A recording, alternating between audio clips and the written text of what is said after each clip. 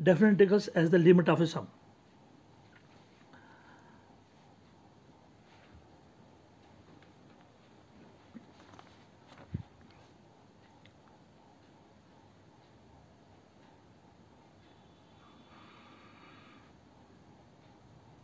So definite integral as the limit of a sum. आपको पता है कि डेफिनेट इंटीग्रल का फार्मूला क्या है, integral a to b f of x dx. Basically ये definite integral represents geometrically the area of region.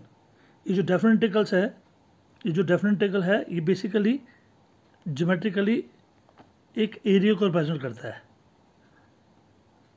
ये जो डेफिनेट इंटीग्रल है from a to b f of x dx basically represents geometrically the area of region. ये किसी reason के area को represent करता है.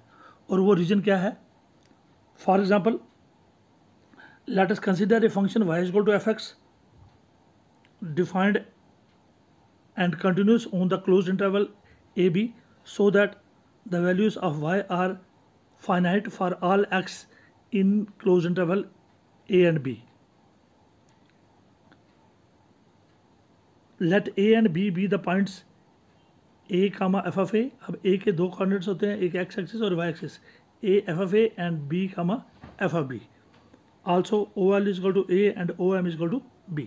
चलिए, ये क्या कह रहा है कि definite integral basically represents geometrically the area of some region. So definite integral किसको रिप्रेजेंट करता है? डेफिनेट इंटीग्रल से हमें क्या पता चलता है? It represents geometrically some area of some region. वो कौन सा रीजन है? चलिए, ये आपका x एक्सिस है, ये आपका y एक्सिस है. तो y एक्सिस में चलिए हमारे पास एक फंक्शन है और उसका ग्राफ हमने निकाला है y is equal to F x.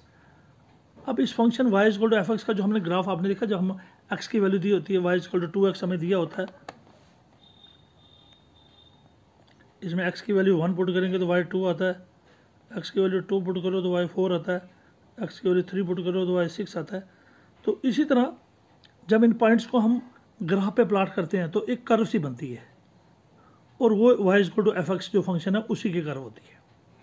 तो एक हमारा x एक्सिस है और दूसरा हमारा y एक्सिस है. इस पे हमने एक ग्राफ प्लॉट किया है. कौन सा? ये पॉइंट्स के थ्रू एक ग्राफ प्लॉट किया है. y is equal to F X एक कर्व बन रही है. तो ग्राफ क्या है? ये ग्राफ क्या है? एक कर्व है. ग्राफ क्या है हमारा? कर्व. और ये किसका ग्राफ है? y is equal to F X का. अब चलिए, ये y is equal to F X का ग्राफ है, एक कर्व है. ये एक पॉइंट है x is equal to a. x is equal to a एक लाइन है जो पैरेलल टू y एक्सिस होती है. इसी तरह एक और पॉइंट है b, x is equal to b.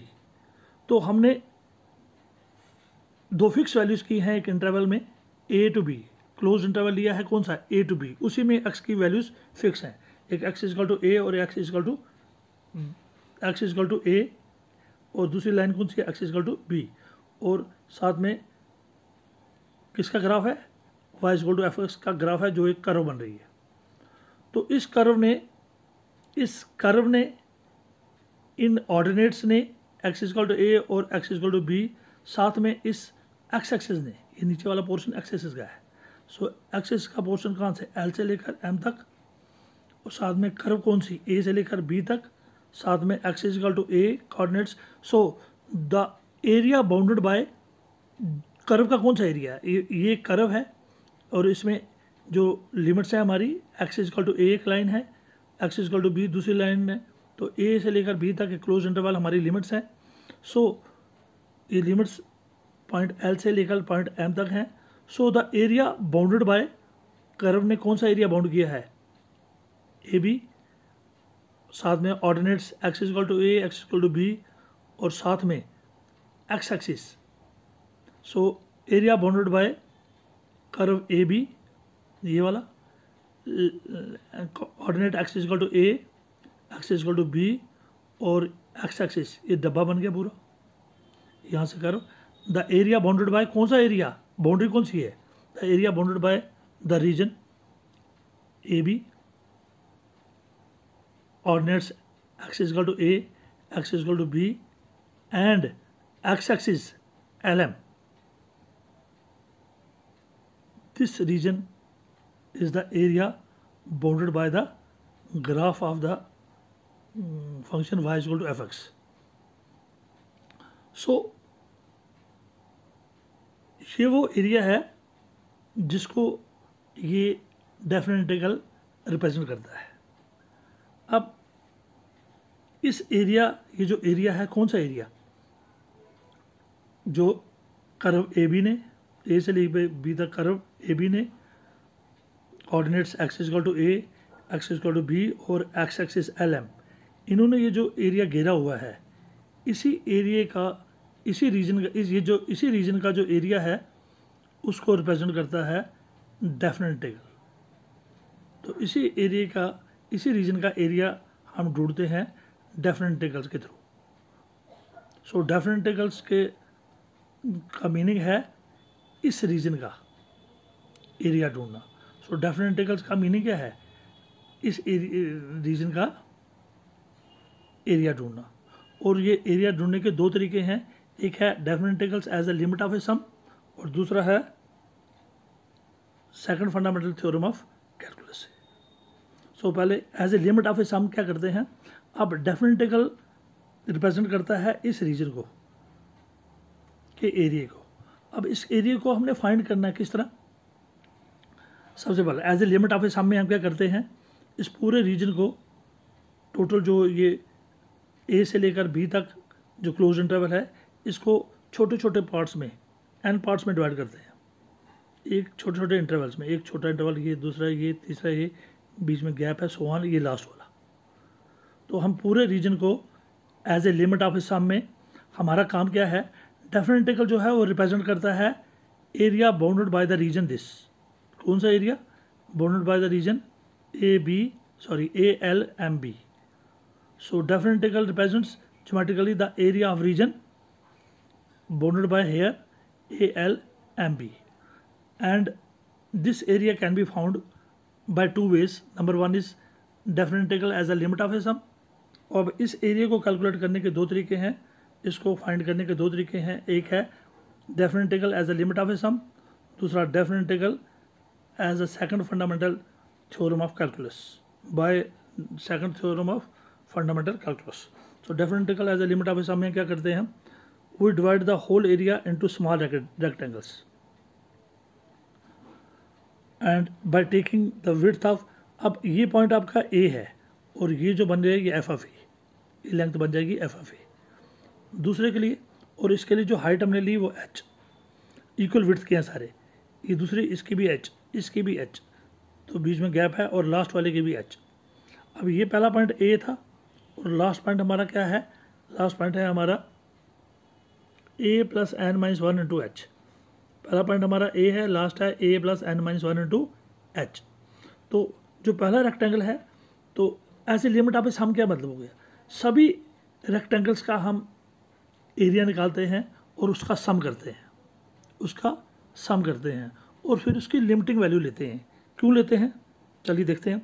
सबसे पहले हमने इस पूरे रीजन को छोटे छोटे रेक्टेंगल्स में डिवाइड किया, इसमें ये पॉइंट a था तो ये लेंथ बन गई एफ ऑफ ए और इसकी जो विड्थ है वो h है, इसी तरह दूसरे की भी h है, तीसरे की भी h है और लास्ट वाले की भी h है। ये पॉइंट a है और लास्ट पॉइंट कौन सा है, a plus N minus one into H, इसको आप याद रखेंगे। चलिए, तो सभी छोटे छोटे रेक्टेंगल्स को, पूरे रीजन को हम छोटे छोटे रेक्टेंगल्स में डिवाइड करेंगे और फिर उन सभी रेक्टेंगल्स को हम ऐड करेंगे। तो जब हम ऐड करेंगे तो इसको कहा जाता है सम, और सम करने के बाद हम इसकी लिमिटिंग वैल्यू लेते हैं तो बन जाता है definite integral as the limit of a sum. चलिए, ये जो पहला रेक्टेंगल था, यहाँ पर पॉइंट ए था और ये लेंथ बनी एफ ऑफ ए और इसकी हाइट विड्थ क्या ली h। तो एरिया क्या होता है, लेंथ इंटू ब्रेड्थ, और इसकी विड्थ ली हमने h। तो पहले रेक्टेंगल का एरिया आ गया,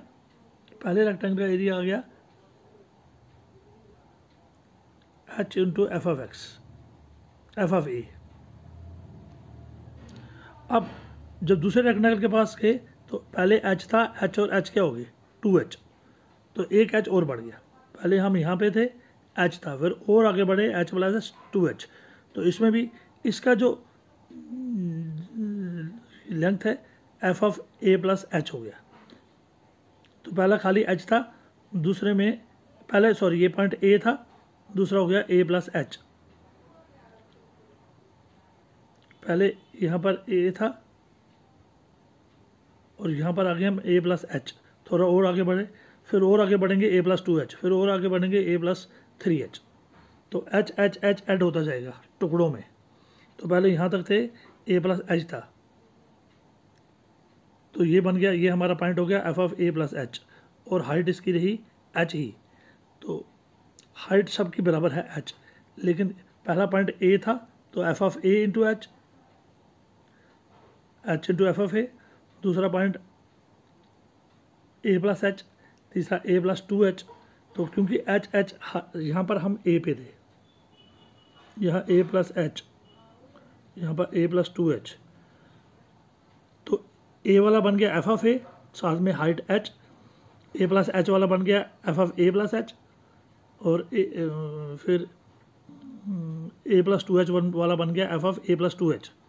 तो क्योंकि एच एच भी ऐड होते रहे, पहले ए था, फिर ए प्लस एच, फिर a plus 2h plus a plus 3h, फिर हो गया a plus N minus 1 into H. तो लास्ट पार्ट क्या है हमारा रेक्टेंगल का, a plus N minus 1 into H.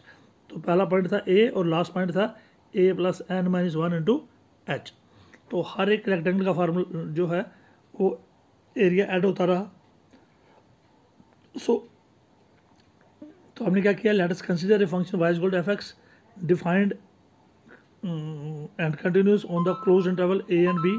इसमें हमने फिक्स वैल्यू कर दी एक्स की ए और b, so that the values of y are finite for all x in the close interval A B.